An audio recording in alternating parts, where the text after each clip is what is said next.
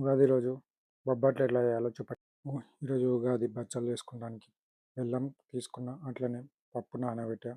తర్వాతకి బచ్చాలు చేస్తాను, చపాతీ పిండి ఇంత కలుపుకుంటున్నా. చూడండి, పిండి మంచిగా కలుపుకున్నా. బచ్చాలు చేసాను, పప్పు ఇట్లా ఉడకబెట్టుకుని పక్కకు తీసుకున్నా. ఇప్పుడే పప్పు బెల్లం వేసి మిక్సీ పట్టా. ఇప్పుడే పేస్ట్ కొంచెం లూజ్ అయిందని స్టవ్ మీద పెట్టి కొంచెం దగ్గరికి చేసుకుంటున్నా. పేస్ట్ కొంచెం ఫ్యాన్ కింద పెట్టి చల్లారిస్తున్నా.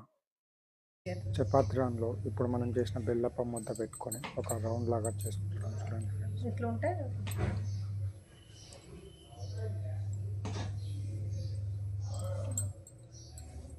ఇవాళ చేస్తుంది అడగ మీ రాజమన్న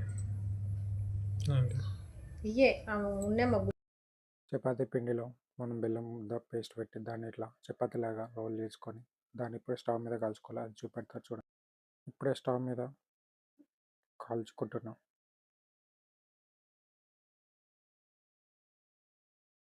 ఉగాది రోజు ఉగాది పచ్చడి బొబ్బట్లు వేసుకొని ఫ్యామిలీతో ఇలా ఎంజాయ్ చేయాలి.